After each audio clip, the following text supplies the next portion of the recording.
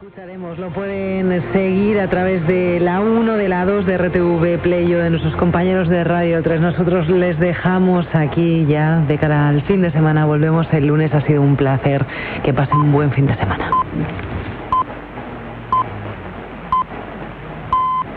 Son las 11, las 10 en Canarias. Radio Nacional de España. Servicios informativos.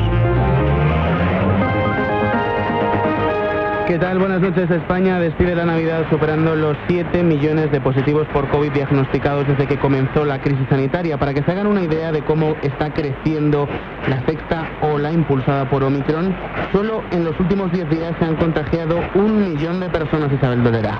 242.000 infecciones desde el miércoles, según los últimos datos, que no se actualizaron al ser festivo. No es raro alcanzar cifras tan altas porque llevamos varios días encadenando 100.000 positivos diarios. Así que la incidencia no ha encontrado todavía su techo. Se encarama en los 2.722 puntos, una marca jamás alcanzada en otro momento de la pandemia. Pero el termómetro lo tenemos que poner en los hospitales, que ante el tal volumen de casos se siguen resintiendo. En las unidades de cuidados intensivos permanecen ingresadas 2.056 personas, son más que en la quinta ola. Rafael Bengoa, ex asesor de la OMS, pide que no menoscabemos a Omicron.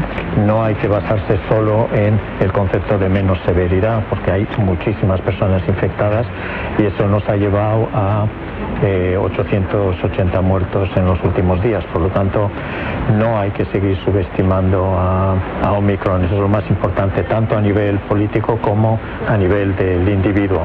El virus sigue matando, como nos recuerdan los expertos. Desde el miércoles, España suma 97 muertes a la estadística. Con la vuelta al cole de este lunes cambian los protocolos ante el avance de la sexta ola. La Comisión de Salud Pública ha acordado poner en cuarentena a las clases completas cuando haya al menos 5 positivos o un 20% del total de los niños contagiados. A los sindicatos de profesorado les preocupa el aluvión de bajas por COVID en la plantilla. Isabel Galvín, secretaria general de Enseñanza de Comisiones Obreras en Madrid, pide refuerzos para sustituir a los profesores que se vean afectados por los contagios.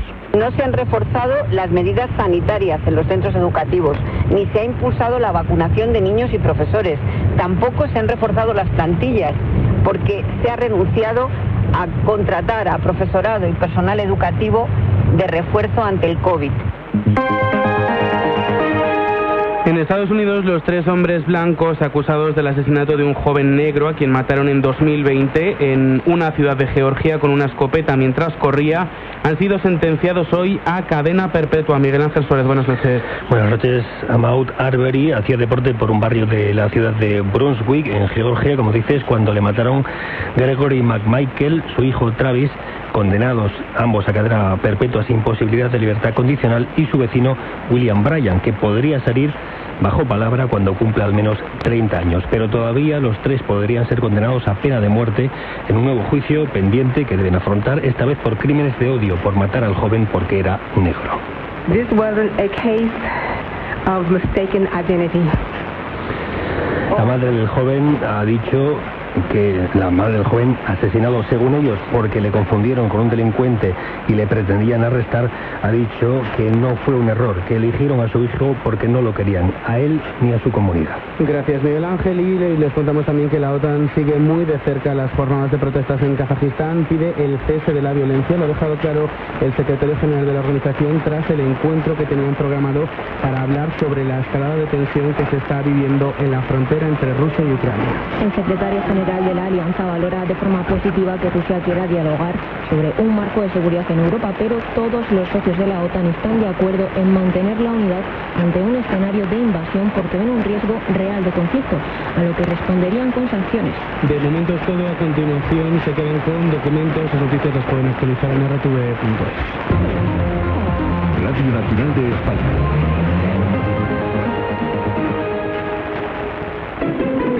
Radio Nacional de España, la que quieres. Esta semana nos metemos en un castillo. Si tiene un momento, el duque querría hacer los comentarios. En el nuevo año estamos abiertos a todas las sugerencias. Deliciosos. ¡Qué programa más rico! De película, con Yolanda Flores. Pasamos 100 días con la Tata, una mujer muy singular y muy guapa. ¡No me eches piropo! ¡Te me lo voy a creer! Nos amanecemos en la casa de una hija. Si no te importa, me quedaría a dormir en tu casa un día de estos. Vivimos el Día de la Bandera con Sean Penn y conocemos al contador de cartas de Paul Schrader. De película, los viernes a medianoche, las 11 en Canarias. Hay que compartir este lugar con todo el mundo. Hay que plantearse qué está pasando que hace que la gente tenga que abandonar sus países. Nadie se va de un país. En Futuro Abierto hablamos con los mejores expertos de los temas que interesan. Creo que hay que tomar restricciones hacia ciertos Futuro Abierto en Radio Nacional de España, con Dato Puerto. Les esperamos en Futuro Abierto con muchos temas para debatir con auténticos expertos. Los lunes a las 2 de la madrugada, la 1 en Canarias. RTV, la que quieres.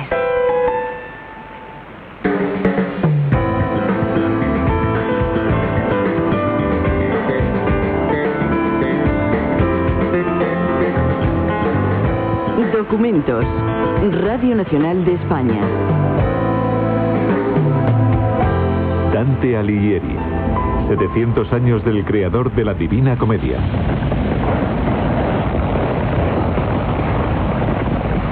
Nel mezzo del cammino di Margarita mi ritrovai per una selva oscura che la diritta via era smarrita. Mediado el curso de nuestra existencia, en una oscura selva vi que estaba, porque perdido el buen camino había. Tan duro trance relatar el modo de esta selva selvática y fragosa, que al recordarlo me renueva el miedo. Es tan amargo que algo más ya es muerte. Mas por tratar del bien que encontré en ella, diré las otras cosas que acaecieron. De cómo allí me entré viendo los ecos, pues tal sopor tenía en el instante que abandoné la senda verdadera.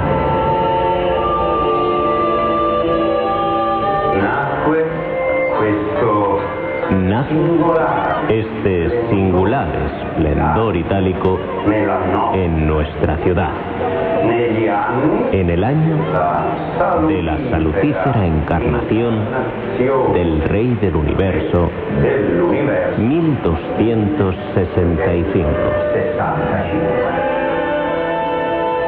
Dante Alighieri, como los grandes poetas, escritores de nuestra tradición, son una mina inagotable, más que de información, de formación. Hoy en día se sigue leyendo a Dante como a Cervantes, a Shakespeare, porque de alguna manera han dado forma a nuestra civilización. Y por lo tanto, nosotros nos reflejamos en ellos. Yo creo que deberían ser obligatorios estos escritores en todas las escuelas europeas. Esto es algo que es fundamental considerar a la hora de entender a Dante. Él tiene siempre un pie, digamos, en la vida intelectual, que no deja nunca, y literaria, y otro pie en la vida política. A partir de 1295, él se introduce de forma activa en la política y en unos momentos en los que existe un conflicto tremendo en la ciudad de Florencia.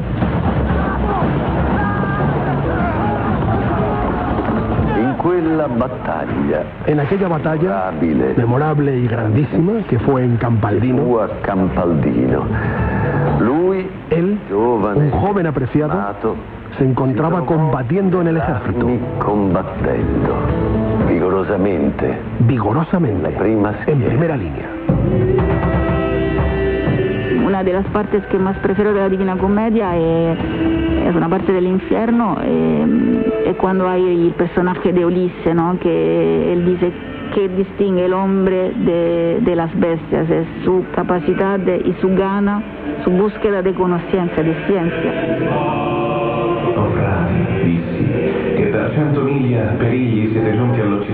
Oh hermanos, dije, que hasta Occidente habéis llegado tras 100.000 peligros. Ahora que es ya tan breve la vigilia, de los pocos sentidos que aún nos quedan, a tener experiencia no os neguéis, en pos del sol, del mundo despoblado. Considerad cuál es vuestra progenie. A vivir no estáis hechos cual animales, sino para alcanzar virtud y ciencia. Les hizo tan ansiosos a mis hombres la breve arenga de la singladura que no hubiera podido sujetarlos. Y vuelta nuestra popa a la mañana, del vuelo audaz hicimos ala el remo, siempre siguiendo el rumbo hacia la izquierda.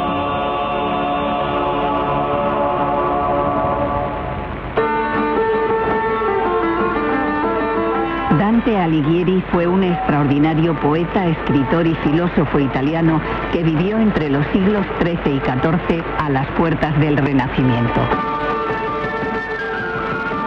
Fue el creador de la Divina Comedia, una de las más elevadas construcciones de la literatura de todos los tiempos, una obra maestra.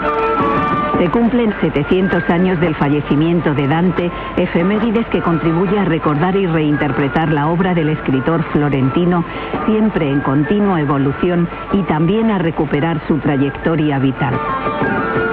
Además de un creador único, Dante fue un político entregado y comprometido, luchador incansable contra la corrupción, la injusticia y la fuerza manipuladora de la religión.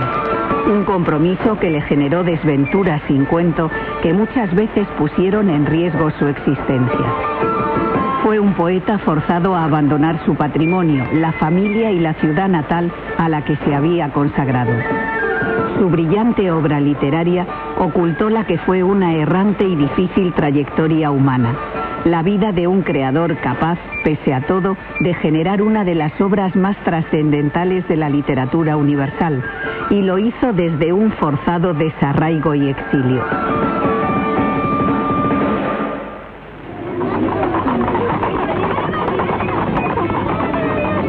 Cuando Dante nació en 1265 en Florencia, Italia era un dédalo de pequeñas ciudades-estado, un territorio fragmentado, enemistado entre sí y con una multiplicidad de lenguas.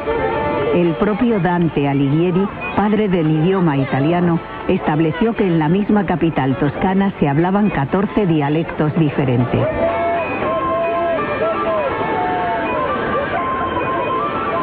Los orígenes familiares de Dante blasonaban de cierta, aunque relativa, alcurnia.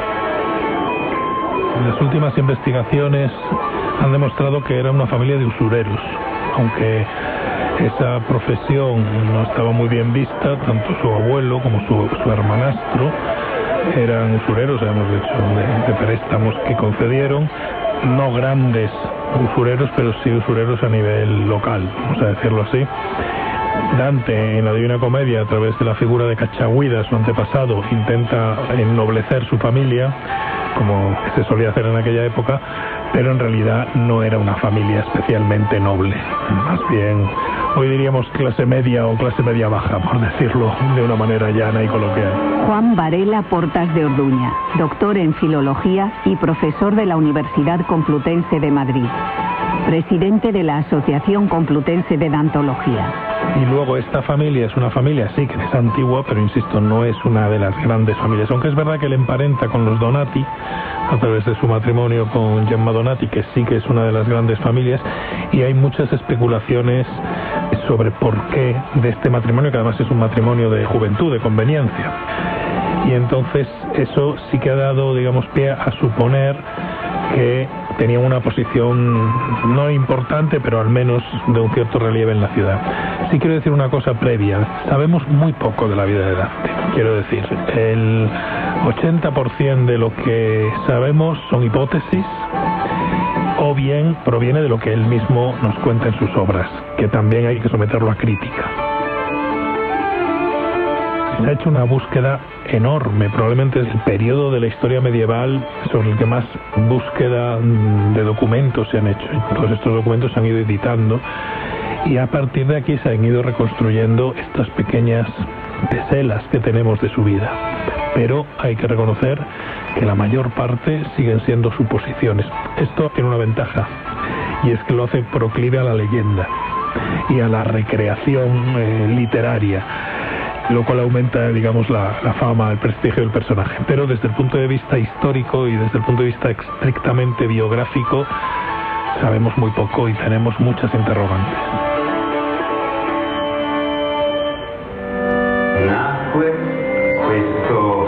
Nace este singular esplendor itálico en nuestra ciudad, en el año de la salutífera encarnación del Rey del Universo, 1265. Dramatización del personaje de Giovanni Boccaccio, humanista, escritor y biógrafo de Dante, en el canal Historia de la RAI, Radiotelevisión Pública Italiana. Y te preguntarás, ¿cómo he logrado saberlo? Bien, me lo ha contado un valiente hombre llamado Ser Piero di Messer Giardino de Ravenna, el cual fue uno de los amigos más íntimos y servidor de Dante en Ravenna. Ser Piero me ha contado que Dante, postrado en su lecho por la enfermedad de la que acabaría muriendo, le dijo que había cumplido 56 años en mayo. Y dado que murió el 14 de septiembre de 1321, debía haber nacido en mayo de 1265. El día no se sabe, pero era del signo Géminis. Tenemos la reconstrucción que hizo Boccaccio, de la que no hay que fiarse, porque Boccaccio era un gran fabulista, era un gran creador de novelle, ¿no? de historias, y lo que crea con la vida de Dante es una gran novela, parece una novela del Decameron, ¿no? Y entonces, desde el punto de vista biográfico y histórico, no es de fiar. Hubo un tiempo en el que se consideraba que lo que decía Boccaccio era todo verdad, y es Boccaccio el que crea esta historia de amor con Beatrice Portinari, de la cual solo tenemos realmente lo que Dante cuenta en La Vita Nuova, que es una historia literaria. O sea, es una historia que tiene clarísimos motivos literarios, religiosos y teológicos, y que no es una historia biográficamente concebida, ¿no? Aunque él dice al principio de la historia que va a contar lo que tiene en el libro de su memoria. Por lo tanto, declara explícitamente que lo que allí sucedió es verdad. 9 veces ya desde que nací, diera una vuelta total la esfera celeste, cuando por primera vez se presentó a mi vista la gloriosa dama de mis pensamientos, a la cual dieron en llamar Beatriz, por no acertar a designarla con otro nombre. No había aún transcurrido del tiempo de su vida, sino lo que tarda la misma celeste bóveda en andar hacia el oriente la 12ª parte de un grado. Y por tanto, cuando la conocí, aún no era entrada en sus 9 años, que entonces ya acababa de cumplir. La peripecia se dispone en diferentes fases literarias. La fase del gabbo, de la burla de Beatriz, que era un tópico provenzal, que venía de la poesía provenzal, y entonces no sabemos, hay un debate, para algunos tiene un mayor valor biográfico, para otros, entre los que me encuentro, tiene un menor valor biográfico y un mayor valor como poética autobiográfica, digámoslo así, ¿no? Es decir, en la cual él va más bien describiendo las fases de su poesía y de su pensamiento.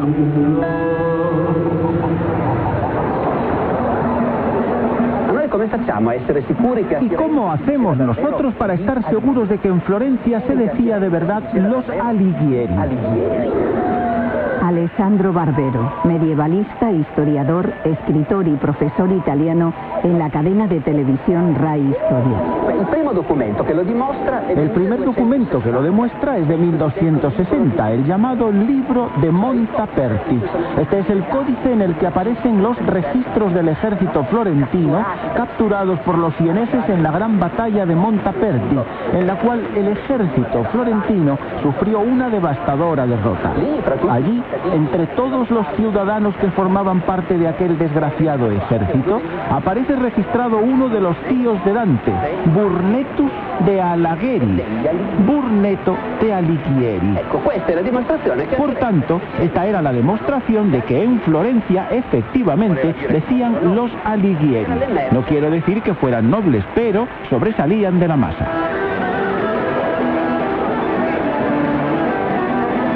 La clave para entender desde mi punto de vista la obra de Dante es justamente que nace en Florencia en 1265. Es decir, nace en una ciudad que está a la vanguardia de la educación, una ciudad que tenía una educación primaria muy desarrollada, que tenía una estructura administrativa y económica absolutamente única en ese momento en Europa, salvo las de sus vecinos Siena, Pisa, pero que no llegaban a su potencia, porque es una ciudad que ha tenido un desarrollo mercantil absolutamente extraordinario en la Europa medieval. El florín de oro, acuñado por Florencia en 1252, la primera vez que una ciudad acuña una moneda, y además de oro, frente a emperadores o papas, es como el dólar de ese periodo. Sirve para contactos comerciales por todo el mundo.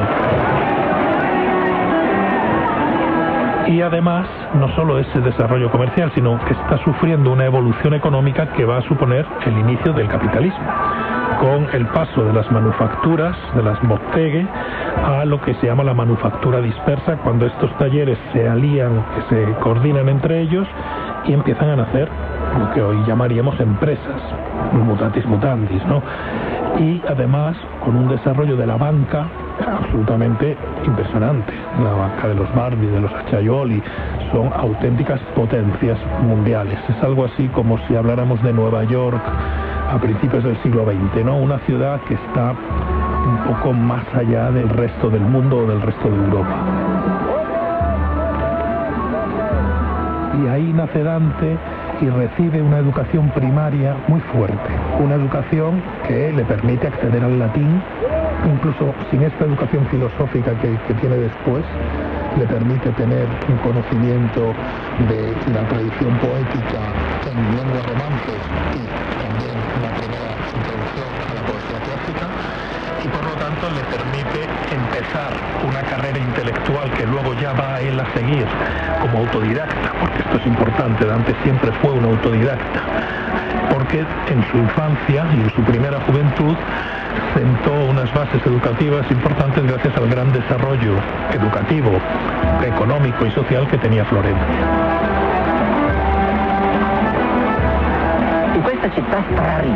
En esta ciudad riquísima había gente con mucho dinero desde hacía tiempo que se había habituado a vivir como terratenientes, siempre a caballo, rodeados de armas y perros de caza. Estos caballeros miraban por encima del hombro a la gente que apenas comenzaba a tener dinero. Incluso Dante, como era rico de familia y no tenía necesidad de trabajar, mostraba cierto desprecio hacia los inmigrantes del campo que apenas habían comenzado a ganar dinero y que quizás pronto serían más ricos que él.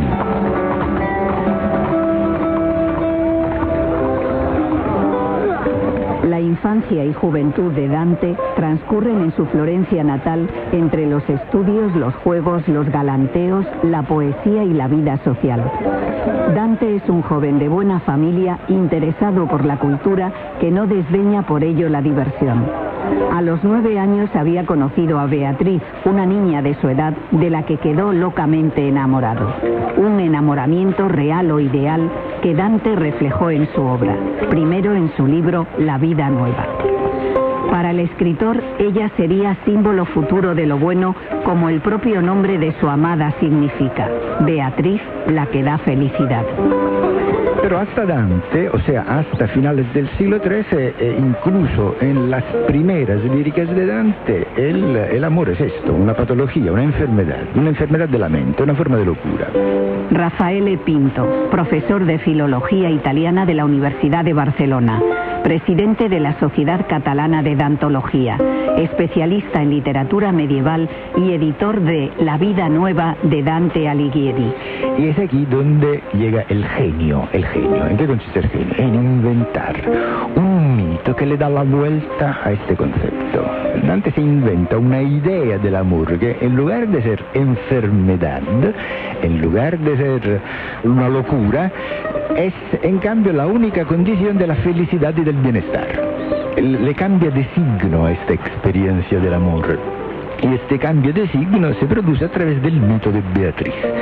Beatriz es esta niña que le encuentra y se enamora, y hay toda una historia que él cuenta luego en este libro, en esta biografía, en esta novela biográfica que es La vida nueva, cuyo contenido fundamental es este. Beatriz es la mujer de la salud, y significa la mujer que cura. Hasta ahora las mujeres habían vuelto locos, pero las mujeres se habían vuelto locos, los poetas. Y en cambio Dante dice, no, yo gracias a ella recupero la salud mental y llego a la felicidad. Dante recibió, probablemente de manera indirecta, el influjo cultural de un erudito de la época, Brunetto Latino, que dio a conocer a los jóvenes estudiantes de su tiempo importantes obras latinas como La Consolación de la Filosofía de Boecio y Sobre la Amistad de Cicerón. Unas obras que serían refugio intelectual del joven poeta cuando en 1290 Dante recibe la noticia de la muerte de Beatriz y cae en una profunda crisis existencial. No parece que haya cursado, digamos, un curso regular en la universidad, nunca, no hay absolutamente ninguna documentación. Empieza a estudiar por su cuenta siempre, asiste a clases, digamos, de manera libre, a las famosas escuelas de los filosofantes y de los religiosos a las que hace alusión en el Convivio, que eran escuelas que había catedralicias en Florencia, pero que no tenían el rango universitario, eran como de un segundo nivel con respecto a la universidad.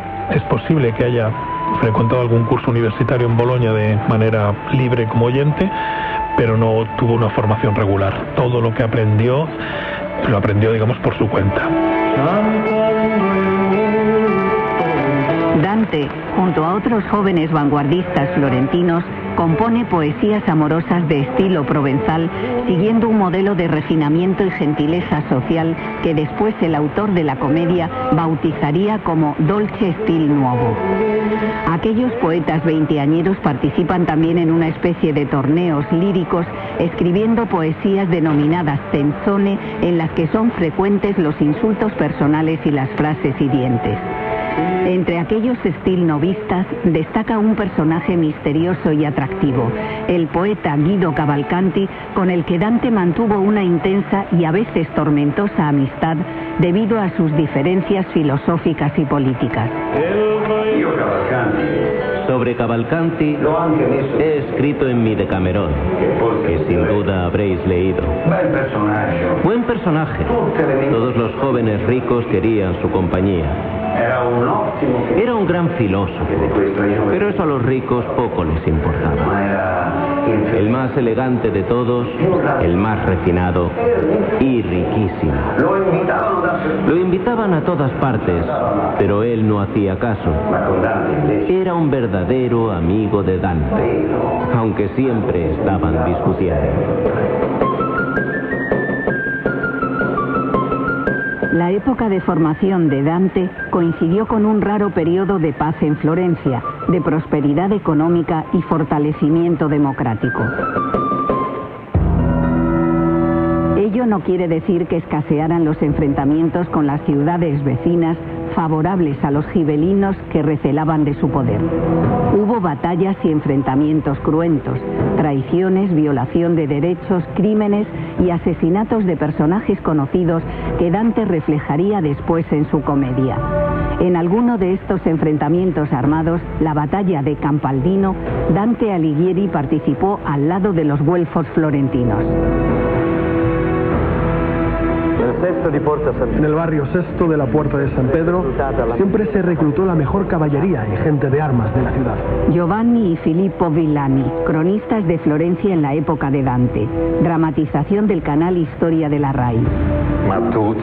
Pero tú, tío, siempre has escrito que la gente le llamaba el Sexto del escándalo. Cierto, el escándalo, los litigios, los disturbios, la guerra civil. Son siempre gente armada a caballo quienes los provocan.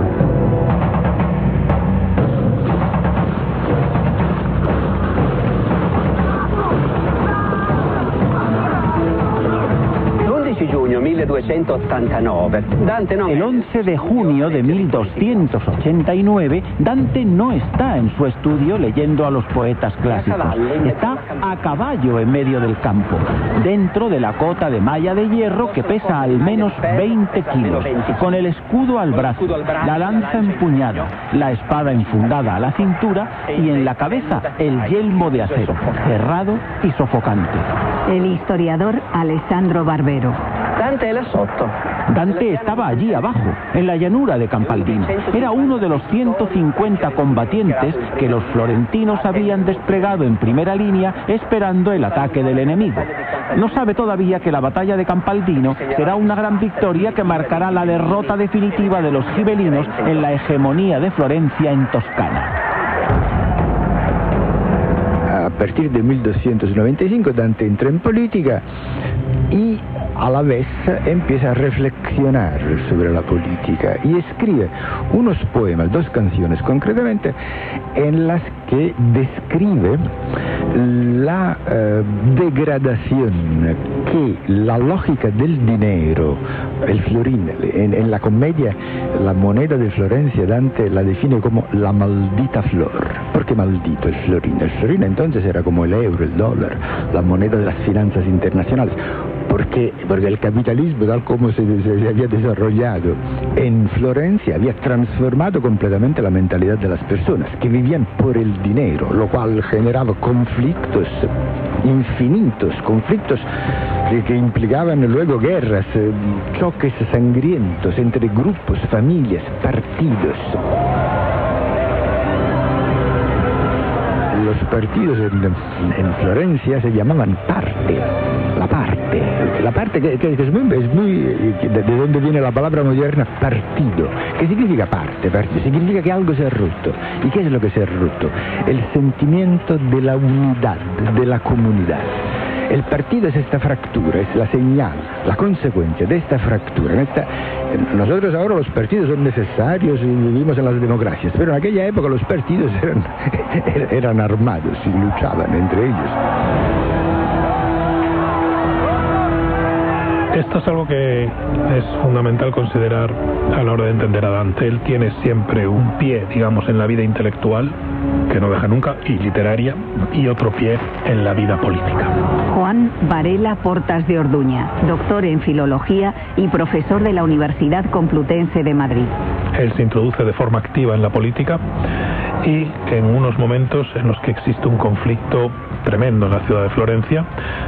Esta evolución económica de la ciudad de Florencia conlleva unas tensiones políticas enormes, primero entre güelfos y gibelinos, que serían, por decirlo de una manera llana, sin matices, los favorables a los nobles más feudales, los gibelinos, y los que están más unidos, más vinculados a el gobierno de la burguesía o del primo popolo y luego del secondo popolo, ¿no?, del pueblo, de las artes, es decir, de los gremios donde se asociaban los diferentes artesanos y comerciantes y banqueros. Y en el año 1293, 2 años antes de que Dante entrara en política, hay una ley, vamos a decirlo así, una normativa de Gianno della Bella, que impide el acceso a cualquier cargo político a los nobles, que luego viene mitigado, pero obligaba a que toda persona que entrara en política estuviera afiliada a un gremio.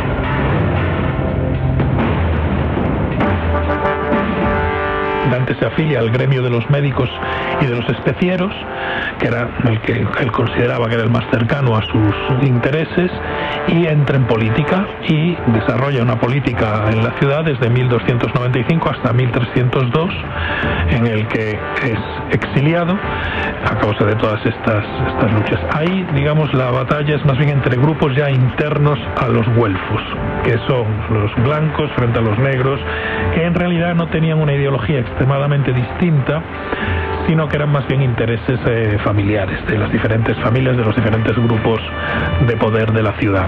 Aunque bueno, se dice que los negros eran más cercanos al Papa y los blancos más cercanos al imperio. Para que nos hagamos una idea, es que en esos 7 años que Dante estuvo en política, hubo en Florencia, no recuerdo la cifra exacta, pero más de 200 razzie, es decir, más de 200 disturbios con muertes, heridos, quema de casas, en fin, que la política excesivamente civilizada desde Florencia, antes era en marzo, hasta el hecho de que llega a tener el Consiglio de Cento en el Consejo de la Ciudad, incluso llega a ser durante unos meses el superior, que eran unos cargos rotativos, en el año 1300, y finalmente él pertenece a la parte de los blancos. En el año 1302 los negros, justamente además en un momento en que Dante está haciendo una embajada ante el Papa Bonifacio VIII, es decir, que nos demuestra que Dante tenía un papel importante dentro de la política florentina. En este momento los negros dan un golpe de estado con la ayuda del Papa y expulsan, que era lo que se solía hacer en Italia en ese momento, a los miembros del otro partido al exilio. 1302. Dante parte de Florencia y ya no vuelve nunca más.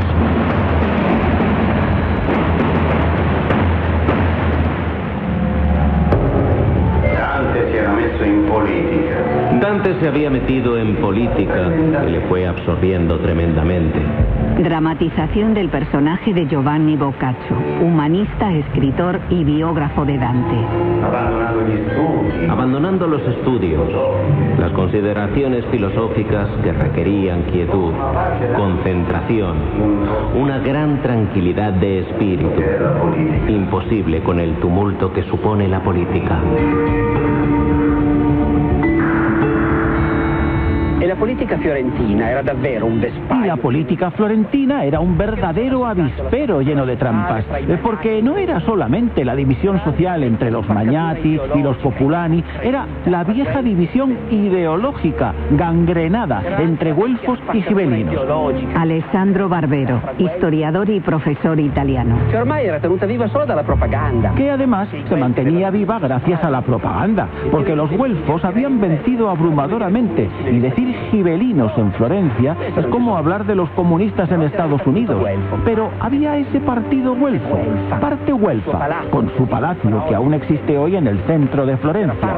Era la parte güelfa encargada de garantizar la ortodoxia política de la ciudad y que elaboraban las listas de los sospechosos gibelinos y tenerlos bajo vigilancia. El conflicto tomaba como argumento pretexto la política del Papa Bonifacio VIII, el Papa de estos años, de controlar Florencia y la Toscana. Y había un partido favorable a este propósito hegemónico del Papa, que era el partido de los banqueros, justamente. Lo que se plantea en este momento es la confabulación entre el Vaticano y la banca, los grandes banqueros florentinos, que es lo que Dante no se cansa de denunciar. Dante en Florencia, desde la política intentó evitarlo, no lo consiguió, fue obligado a exiliarse, y entonces hay un proceso de reflexión política que abarca prácticamente todo lo que él ha escrito después de 1302. O sea, a partir del momento en que tiene que dejar Florencia, incluido el de Vulgaria Eloquentia, que es este tratado de lingüística, gira alrededor del problema político. Ma al tempo di Dante il problema peggiore era un altro. En tiempos de Dante el peor problema era otro. Era que en el partido güelfo muchos querían mandar y se formaron dos corrientes, como diríamos hoy. Dos facciones que tomaban el nombre de las dos familias principales. Los amigos de los Cerchi, que se llamaron los blancos, y los amigos de los Donati, los negros.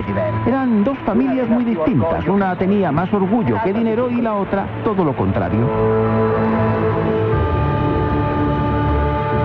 Dante se había decantado por el bando blanco y en el año 1300, formando parte de la señoría de Florencia y por tanto del gobierno de la ciudad, Alighieri se opone al envío de tropas para ayudar al Papa Bonifacio VIII en sus luchas internas de la ciudad de Roma.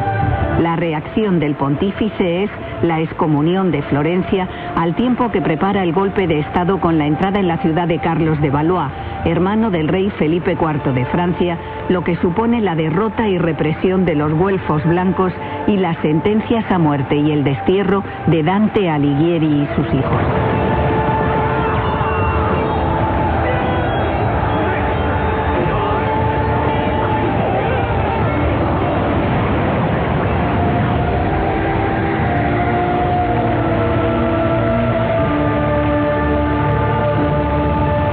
Los bienes en Florencia de Dante Alighieri fueron confiscados y la casa familiar arrasada. Posteriormente, esta amarga experiencia contribuirá a su teoría política que expresará en el Tratado de Monarquía. Se trata de una defensa de la antigua autoridad imperial para poder unificar las distintas ciudades-estado italianas y sus continuas guerras civiles, atizadas siempre en beneficio propio por el poder papal. Dante propone la separación del poder espiritual y el terrenal y la necesidad de colaboración entre ambos para salvar a la humanidad. Ideas que el escritor florentino desarrollará en la Divina Comedia. Su diagnóstico es esto: para evitar que la loba, o sea el capitalismo, destruya la humanidad, lleve la humanidad a la autodestrucción, es necesario un poder político que esté por encima de los estados nacionales, de los estados locales, trátese de ciudades, repúblicas, monarquías. Aquí viene la teoría política de Dante, la teoría del imperio. ¿Qué es este imperio? El imperio es una instancia política que él justifica en el plano histórico vinculándose al imperio romano, que consiste en obligar a todos los estados y reinos y repúblicas a mantener la paz. Dante es el primer ser humano que piensa en la humanidad toda entera como sujeto político. Esto hoy en día es de una actualidad clamorosa. Hoy en día que vemos como los fenómenos económicos, ecológicos, son todos globales y sin embargo no existen autoridades políticas capaces de controlarlos. Es exactamente el diagnóstico che hizo Dante en el siglo XIV. Dante era nato y cresciuto a Firenze. Dante había nacido y crecido en Florencia, pero su ciudadanía florentina la perdió cuando fue condenado al exilio. Se convirtió en un ciudadano del mundo, como dijo él mismo con un poco de tristeza y con mucho orgullo en su libro De Vulgari Eloquentia. Tengo el mundo por patria como los peces tienen el mar.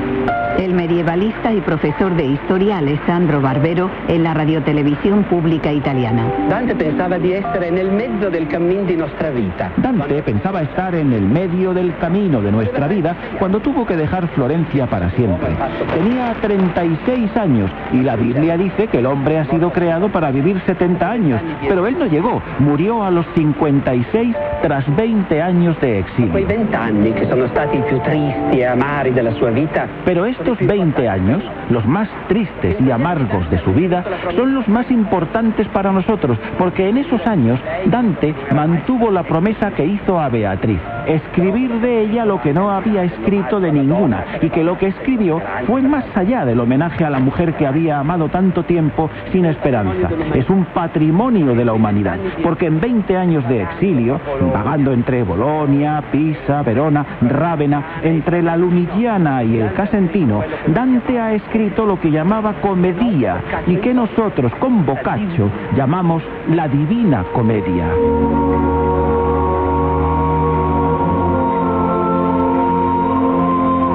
Nel mezzo del cammin di nostra vita mi ritrovai per una selva oscura. A mitad del camino de la vida me hallé perdido en una selva oscura por apartarme de la buena senda. Es tan difícil relatar cómo era esta selva salvaje, áspera y ardua, que al recordarlo vuelvo a sentir miedo. Es importante considerarla como una novela. Imaginemos una novela cuyos personajes, pero no son inventados, o pocos solo son inventados. Una novela cuyos personajes son todos personajes reales, del pasado, e incluso algunos del futuro. Bien, entonces, lo que hace Dante es convertir toda la historia, por lo tanto, políticos, poetas, religiosos, personas anónimas, desconocidos de la crónica. Todo esto, él convierte a todos estos en personajes de una gran novela. La historia de la humanidad en su pasado, indicando cuál es la orientación ¿Cuál es el sentido de este pasado? ¿Por qué hemos llegado a donde estamos? ¿Por qué hemos llegado a esta filosofía? Rafael Pinto, profesor de Filología Italiana de la Universidad de Barcelona. Pues él contesta a esta pregunta remontándose al origen del universo, no solo de la historia, al origen del universo, desde que Dios creó el mundo, porque los versos más increíbles de la comedia están en el paraíso. Por ejemplo, los que él dedica a describir la creación del universo por Dios. Por lo tanto, es la historia desde el momento en que el universo existe, con una proyección hacia el futuro también. Porque dice, mirad, la dirección de la historia es la que nosotros leemos en los cielos. Si nosotros nos fijamos bien en cómo están organizados los planetas, también veremos cómo puede ir a parar la historia. Entonces, desde lo más simple, lo más anónimo, el personaje más insignificante, hasta Dios, todo se convierte en personajes de esta gran novela perfectamente estructurada.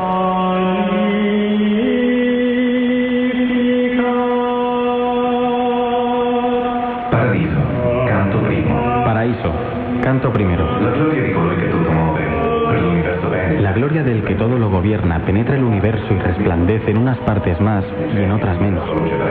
Yo estuve allí, en el cielo que recibe la mayor luz, y vi cosas que nadie puede decir si desde allá desciende, porque se acerca nuestra inteligencia con tal profundidad a su designio que no puede alcanzarla la memoria.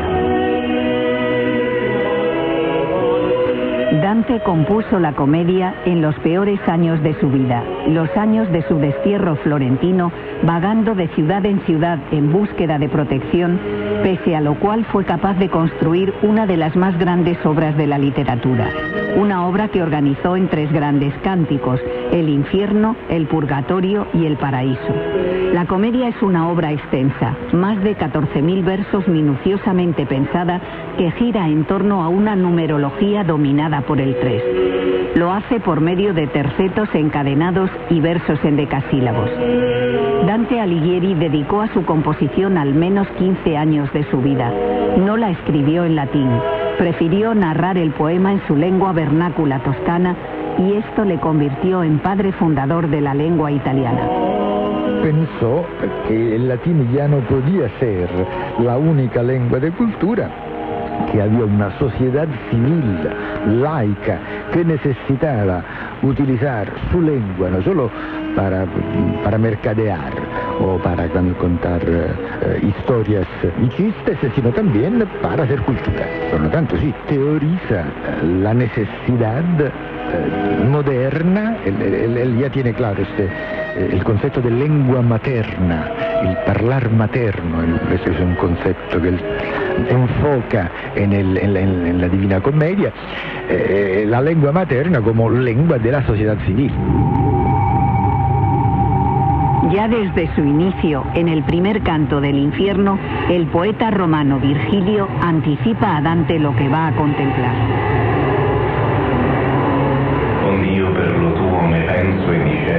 Por todo eso y por tu bien, decido que me sigas, y yo seré tu guía. Te llevaré por un lugar eterno en el que oirás desesperados gritos. Verás viejos espíritus dolientes pidiendo a voces la segunda muerte. También verás aquellos que en el fuego permanecen contentos, porque esperan verse algún día entre beatas gentes.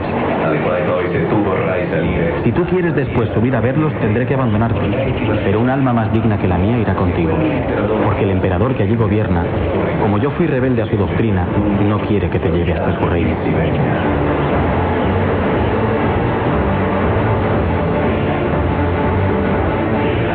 En el infierno, en muchas ocasiones, las almas que Dante entrevista. La comedia es un viaje entre los muertos.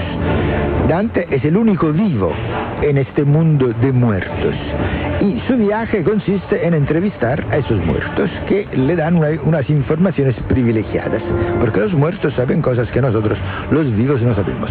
Pues en el infierno, en varias ocasiones, le dicen que que él tendrá graves problemas en su futuro, o sea, le hacen la profecía de su exilio. Es una falsa profecía, ¿por qué? Porque él la escribe desde el exilio, pero él finge que el viaje se hace en el año 1300 y por lo tanto puede contar como profecías lo que ha ocurrido en los años pasados, anteriores. Es un viaje que va desde las tinieblas, la selva oscura donde empieza el viaje, hacia la luz. Juan Varela Portas de Orduña. La visión de Dios, casi de Dios, con la que termina el viaje. Y que va pasando por todos los estadios del universo y del ser humano. Respecto al purgatorio, ideado por la Iglesia Católica en el Concilio de León de 1274, Dante le da una novedosa concepción purificadora.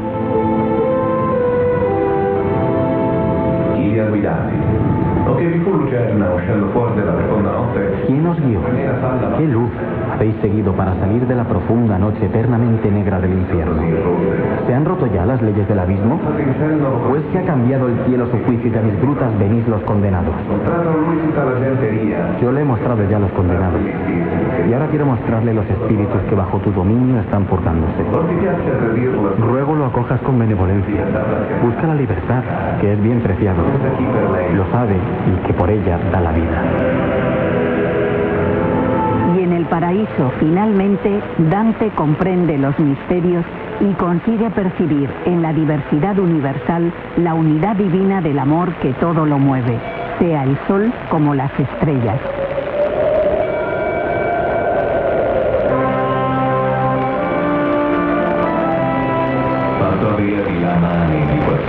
Era de noche acá, y allí mañana. El hemisferio aquel estaba blanco, y el otro, negro por la sombra blanca. Cuando Beatriz, hacia el siniestro flanco vi que miraba el sol, más fijamente una de la imperial, con ojos blancos.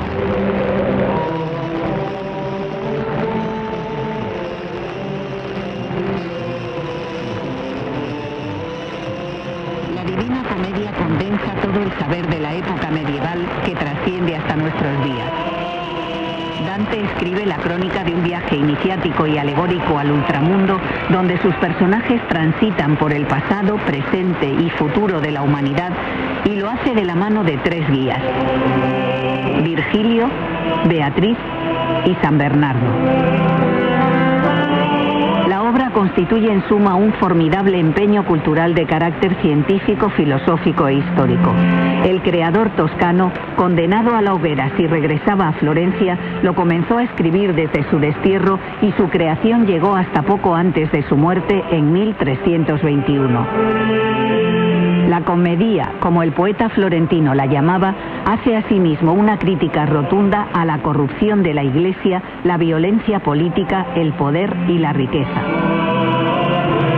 A pesar de las dificultades existenciales, él nunca da marcha atrás en su enfrentamiento con el poder. El poder en todos sus aspectos, Dante lo ve como algo luciferino. Y entre las cosas que le dice su bisabuelo es esto: tú a todos los que has visto, has encontrado aquí, reyes, príncipes y papas, les tienes que llamar por su nombre. Cuando escribes este poema, que es lo que hace, la crítica en contra de los poderosos en la comedia es feroz.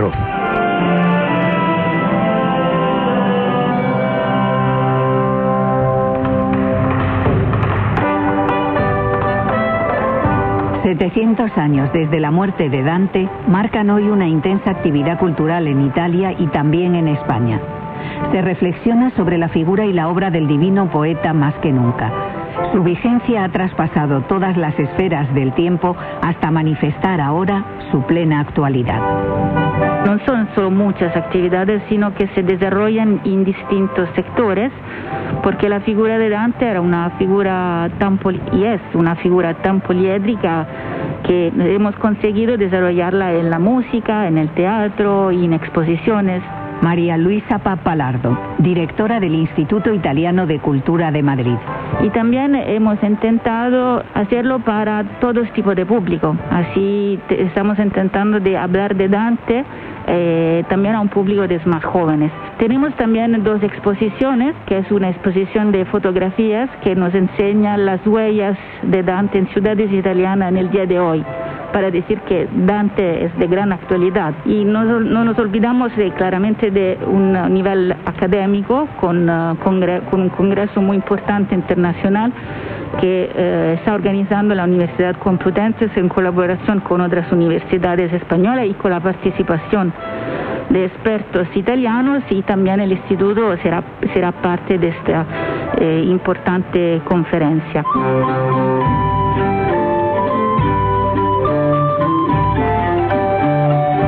De verdad, la historia del dantismo español es muy antigua. Yo siempre recuerdo, y soy muy orgullosa de decirlo, que la primera traducción a otro idioma fue hecha en castellano, en 1427, de la Divina Comedia estamos hablando. Y, por ejemplo, entre 1900 y 1990 han sido 50 traducciones de la Divina Comedia, nuevas traducciones de la Divina Comedia y de otras obras de Dante. Y también tenemos un programa que se llama Madrid Ciudad Dantesca, Madrid Città o Ciudad Dantesca, que es un resultado para mí extraordinario, el resultado de la colaboración entre el Instituto, 3 universidades de Madrid, la Complutense, la Carlos III y la Autónoma, y otras instituciones culturales españolas y italianas, y todo bajo los auspicios de la Embajada de Italia. Esto porque Dante nos ha unido, ¿no? Esto es una figura realmente compartida entre Italia y España y todo el resto del mundo. La vitalidad de Dante es global. En cualquier terreno de la cultura, Dante tiene algo que decir, algo fundamental y vivo que decir. ¿Y por qué? Raffaele Pinto. Porque cualquier ámbito, trátese de la poesía, del arte, de la política, de la economía, cualquier ámbito, Dante lo trata siempre en una perspectiva global y totalizante. Lo ve siempre en relación con todos los demás. Nosotros, desgraciadamente, vivimos en una sociedad que hace de la fragmentación del saber un motivo de excelencia. Y este, en cambio, es el cáncer del saber y de la cultura. Porque la fragmentación del saber solo produce ignorancia. El saber o es global, o yo entiendo cuál es la relación que existe entre la lengua, la política, la economía, o no entiendo nada, ni de lengua, ni de economía, ni de política. Por eso Dante es tan vivo, por eso Dante es tanto más vivo que cualquier pensador o artista de hoy en día.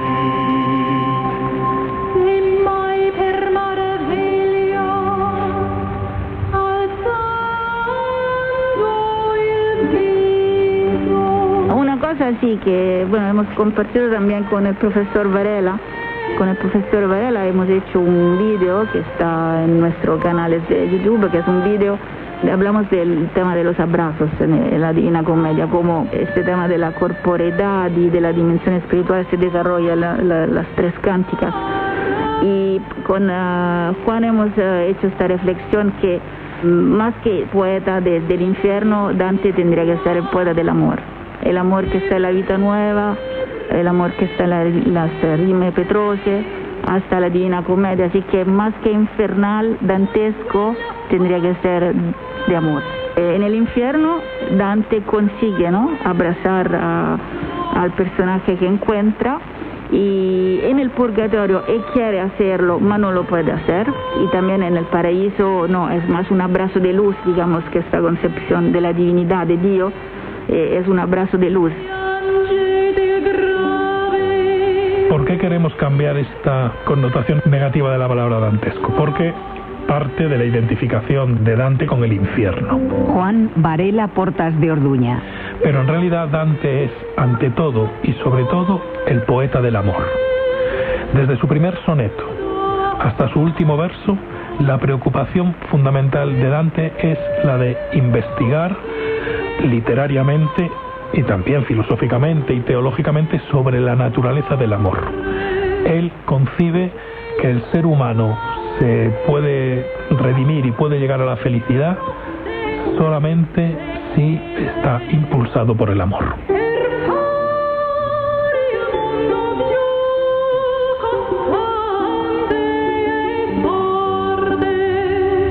Dante Alighieri, 700 años del creador de la Divina Comedia. Un programa de Miguel Mollera. Realización: Samuel Alarcón y Miguel Ángel Coleto. Narradora: Modesta Cruz. Con las voces de Rodrigo Suárez, Marcos Mostaza, José Manuel Sebastián, Ricardo Peralta y Juan Suárez. Dirección: Miguel Ángel Coleto. Documentos es una producción de Radio Nacional de España.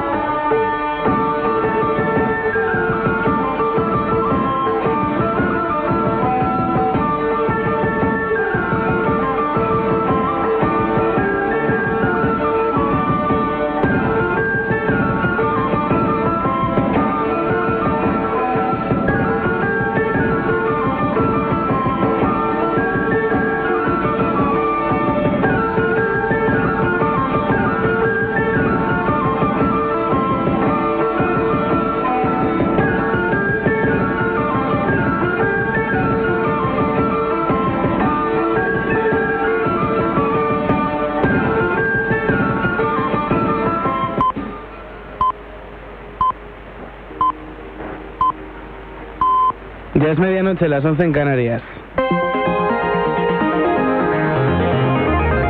Radio Nacional de España. Servicios informativos. ¿Qué tal? ¿Cómo están? España encara una vuelta al cole que va a estar condicionada al aluvión de bajas que sufre el profesorado. Muchos docentes van a faltar el lunes porque están contagiados, lo que complica y mucho ese regreso a las aulas. Isabel Dolera. El alcance de ese problema no lo conoceremos hasta el mismo día del regreso tras el paro navideño. Lo reconocía el consejero de Sanidad gallego, Julio García Comesaña. Poden saltar algunhas baixas máis que non coñecemos ata o momento. Las comunidades van a tener que aplicar en infantil y primaria el nuevo protocolo acordado por sus técnicos y por los del Ministerio de Sanidad. Menos de 5 contagios en una misma clase no se considerará un brote, serán casos esporádicos, así que solo se pondrá en cuarentena una clase completa si más de 5 niños dan positivo o si ese brote afecta a un 20% de los escolares. Un tercio de los niños de entre 5 y 11 años están vacunados con la primera dosis, mientras que en la ESO y bachillerato el 87% del alumnado tiene la pauta completa. Gracias, Isabel. España ya ha superado los 7 millones de positivos por coronavirus detectados desde que comenzó la crisis sanitaria. Sanidad ha publicado este viernes los datos de contagios y seguimos llegando a cifras nunca vistas antes. 242.000 positivos desde el miércoles y la incidencia escalando hasta los 2.722 casos por cada 100.000 habitantes. Unos datos que se traducen en un crecimiento paulatino de la presión hospitalaria. En la UCI en este momento hay 2.056 pacientes ingresados a causa de la enfermedad. Ya son más de los que hubo durante la quinta ola de la pandemia. Rafael Bengoa, ex asesor de la Organización Mundial de la Salud, avisa de que no hay que quitarle importancia a la nueva variante y recuerda que es preferible estar en exteriores. Siguen siendo los interiores lo más peligroso, es decir, sabemos incluso antes de Omicron con Delta que los interiores son 20 veces más peligrosos más infecciosos que los exteriores. Por lo tanto, con Omicron eso habrá incluso aumentado. Les vamos a contar este dato, escuchen, según el último informe del INSERSO, en 2021 murieron 5.083 personas mayores con COVID en las residencias de ancianos, la quinta parte de las 26.000 que se contabilizaron el año anterior, en 2020, cuando empezó la pandemia. Un descenso, que acaban de escuchar, que se debe en su mayoría a la actuación de las vacunas. Pablo Rodríguez. El INSERSO comenzó a recoger los datos desde el 14 de marzo de 2020, sin contabilizar que hubo desde que se decretaba la pandemia, correspondiente a los meses de enero, febrero y la mitad de marzo. En total han fallecido en residencias con COVID en los 2 años de pandemia al menos menos 30.880 personas. El balance analiza también el impacto de la variante Omicron en las residencias en la última semana del año, con 3.647 positivos frente a los 1.622 de la semana anterior y 50 fallecidos frente a los 36 de la semana previa.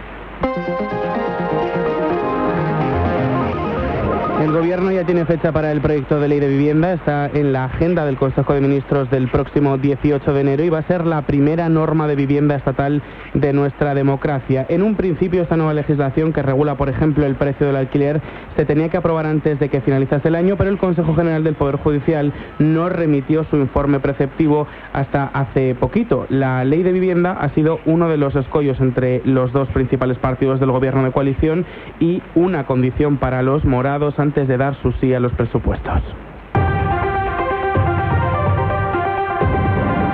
Y en un momento turbulento para el deporte por el culebrón Djokovic que se va a resolver, recuerden, el lunes, la Fórmula 1 ha salido en bloque a pedir a los aficionados que se vacunen. Take care of your close ones, play your part and protect your community.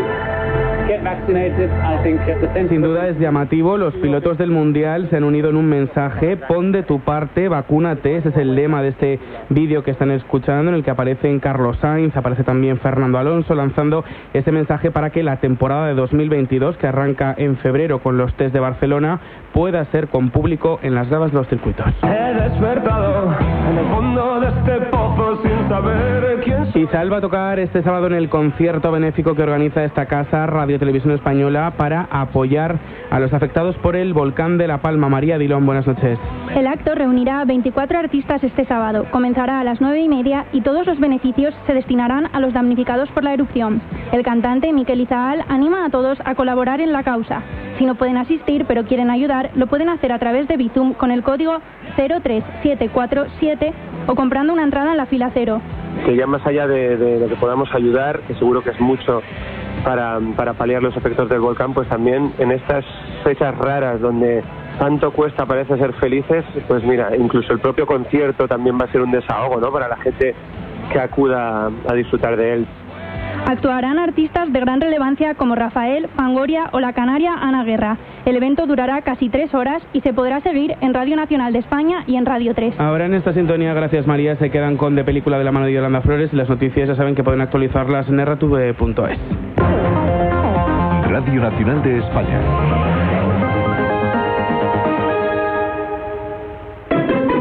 Radio Nacional de España, la que quiere. La música con La Palma, más fuertes que el volcán. Hoy para mí. Macroconcierto solidario en el Withing Center de Madrid con las actuaciones de Rafael, Izal, Joan Manuel Serrat, Ana Guerra, Kiko Veneno, Love of Lesbian, Miguel Ríos, Miss Cafeína, Mikel Erenstun, Lori Meyer, Pedro Guerra, Fangoria y muchos más. Todos los beneficios irán destinados a los damnificados por el volcán. Tienes toda la información en rtve.es. Este sábado 8 de enero, macroconcierto La música con La Palma, más fuertes que el volcán. En un futuro, ¿qué le gustaría ser? Seguramente lo que soy. Me gustaría ser y seguir siendo escritora. Mejor persona. Cuidar tortugas. La Observadora, con Teresa Viejo. Nuestra intención, observar juntos la vida. La Observadora, sábados y domingos a las 11:30 de la noche, las 10:30 en Canarias. RTV, la que quieres.